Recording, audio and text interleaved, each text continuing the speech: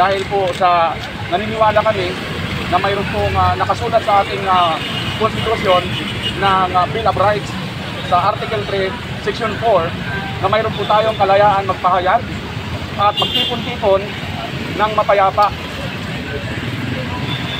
upang ipahayag ang ating pong mga saloobin at mga hindi at mga disgusto natin sa ating gobyerno.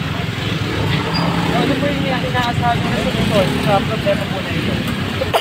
Ang inaasahan po namin na resolution ay instead po na kami ang magpilitan dito po ang ating mga kagalang-galang na mga congressman, bisin sana ay dapat unahin po nila ang kalamnan o tiyan ng ating bayan.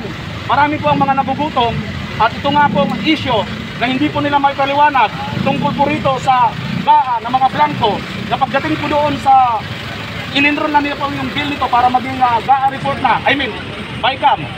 Yung BICAM, mga blanco, pagdating doon sa GAA, mayroon na mga fill-up. Ito po ngayon dapat ang unahin nilang tutukan dahil napakahalaga po nito. Hindi lang po ito milyong halaga kundi trilyon peso at malaking pagkakautang ang magaganap sa ating bansa. Kung sakasakali, pati yung ating mga apo ay hindi pa may papanganak, mayroon na tayong utang pangyayari. Dapat na unahin dito po mga congressman na ito. Hindi po tayo. Kasi kami po mga vloggers ay naglalahad lang po kami. Naglalahad lang po kami ng aming saloobin, ng karapatan namin. Ipinapakita lang po namin ang aming karapatan at dapat lang naigalang nila ito dahil sila man ay nakapaloob din dito dahil sila itong gumawa Diba? Bill of Rights, Article 3, Section 4. Walang po pwedeng ipasang batas laban sa aming mga karapatan. Ano po ba sa epekto nito sa kanila kung bakit po may nagpagkita? Bakit po kayo gusto nilang magkahay ng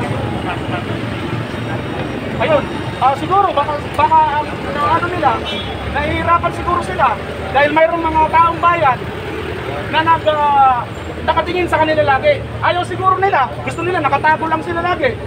Gusto nila walang makikialam sa kanila. Pababayaan lang ninyo yan mga kababayan. Kung gusto ninyong malubog na tayo sa bansa natin, mapurdoy na tayo, hinintay yung goal. Wala man lang sa atin nag-react.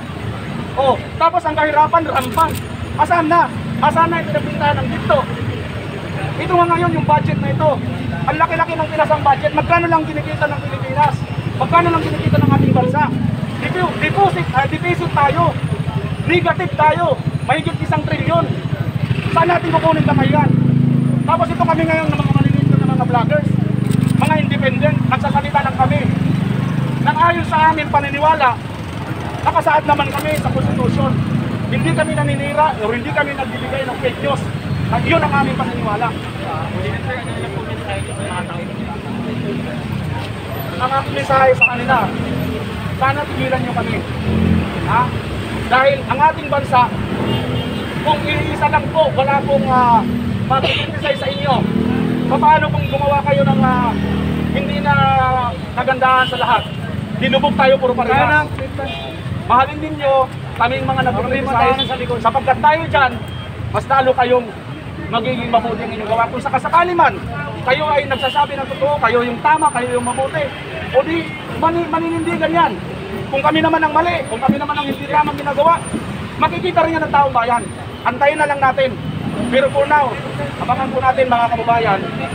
Dahil ito po ngayon, ang mga kasama natin mga vloggers, sinantabayanan po natin, magtutuloy po rito sa Supreme Court. Yan mga bossel, isang tanong lang, bakit sa ito, mas marami yung mga DBS vloggers, mga tinatawag.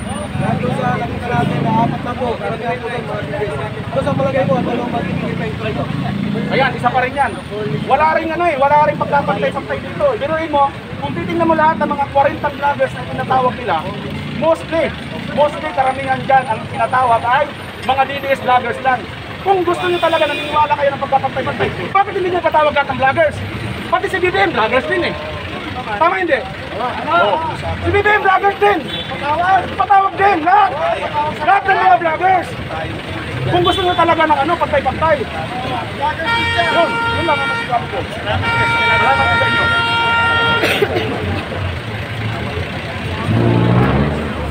Alright, so ayun mga kababayan, ang boses kaya Simar.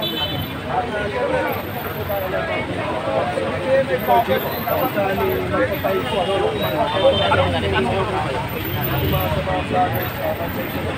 Po, shoutout po sa ating mga kabayan. Hindi na interview natin. Hopefully, magiging okay na po. Wala.